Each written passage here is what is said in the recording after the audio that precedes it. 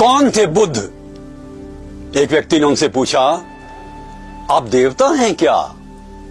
आप देवदूत हैं क्या? आप ईश्वर हैं क्या? बुद्ध ने कहा, आई एम अवेकन्ड, मैं जागृत हूं। बुद्ध के बारे में प्रसिद्ध विद्वान H.G. वेल्स ने कहा है कि ये ईश्वर में विश्वास नहीं करते थे, पर स्वयं ईश्वर जैसे थे। सो गॉडलेस, सो गॉड लाइक। अजात शत्रु जब मिलने के लिए उनके पास गया तो उसे अपने मंत्री से कहा, क्या है उसके पास? मंत्री ने कहा, उनके पास कोई भौतिक चीज नहीं है, पर सब कुछ है। He has everything। 10,000 सन्यासी बैठे हुए हैं, अजात शत्रु को बताया गया।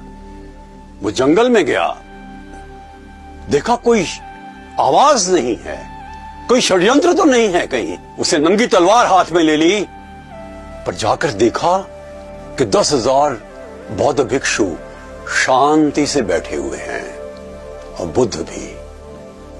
चमत्कृत हो गया। बुद्ध आंतरिक शांति और बाह्य शांति दोनों पर बल देते थे। अपने आप से प्रेम करने की बात वो कहते थे, हर एक से प्रेम करने की बात कहते थे। एक बार प्रसन्न जी राजा ने देखा कि उनके संग में एक दलित आ गया है। उनको किसी ने बताया। प्रसन्न जी ने बुद्ध को कहा, भगवान, या तो आप उसको संग से निकाल दीजिए या हम अपने आप को आपके संग से बाहर कर लेते हैं। प्रसन्न जी ने देखा कि आश्रम के ठीक बाहर एक दैदीप्यमान व्यक्तित्व का स्वामी युवा बहुत सुंदर भाषण दे रहा है जीवन के धर्म पर। उन्होंने पूछा गौतम बुद्ध से, ये कौन है? बुद्ध ने कहा, ये वही दलित है जिसके बारे में आप बात कर रहे हैं। प्रसन्न जी ने क्षमा मांगी और उससे भी मांगी, बुद्ध से भी मांगी। ये समता ही हमारा एक धर्म होना चाहिए। गौतम हर समय पर इस बात का ध्यान रखते थे कि सत्य को इस प्रकार से कहा जाए जो मानव के हृदय तक पहुंच सके।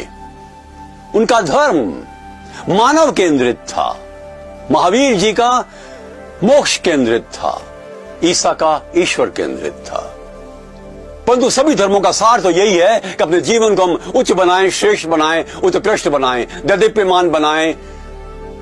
We should make our life sublime and excellence should be in every nerve of ours, in our talks, in our behavior, in our thoughts।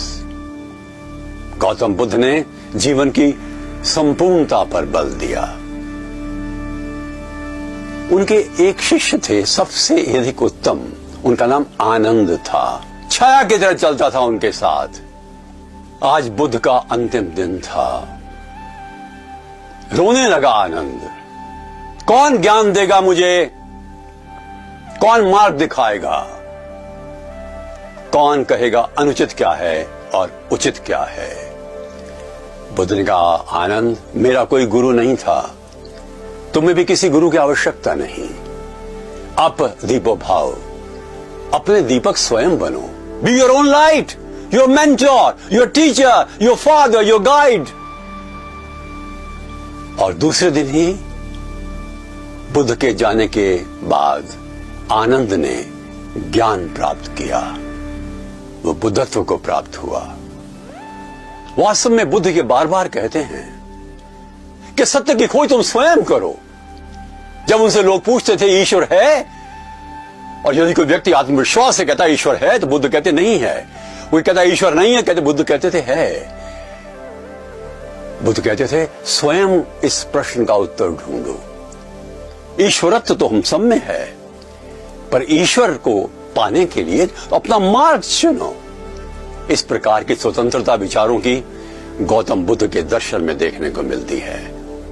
Buddha हमें जागरूक करते हैं, चेतना देते हैं और हमें आह्वान करते हैं कि सत्य की खोज हम स्वयं करें, जीवन को उत्कृष्ट बनाएं, हर दृष्टि से बनाएं। बुद्ध के पास एक शिष्य आया, उनका तो मरघट के पास बैठ करके 3 महीने तपस्या करो। मरघट के पास, उनका तो मृत्यु को समझ लोगे तो जीवन को भी और अधिक अच्छा समझोगे। मृत्यु से भयभीत नहीं होना जीवन का अंग है।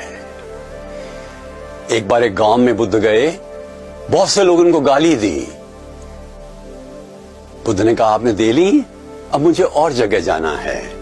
अरे आपको पर गालियों का असर ही नहीं हुआ? बुद्ध ने कहा यदि 15 वर्ष पूर्व आप मुझे गालियां देते तो मुझ पर असर होता, अब मुझ पर कोई असर नहीं होता। अच्छा एक बात बताइए, यदि आपने मुझे कोई चीज दी और मैंने स्वीकार नहीं की तो किसकी हो जाएगी? आपकी हो जाएगी ना। मैंने कोई गालियां स्वीकार नहीं की।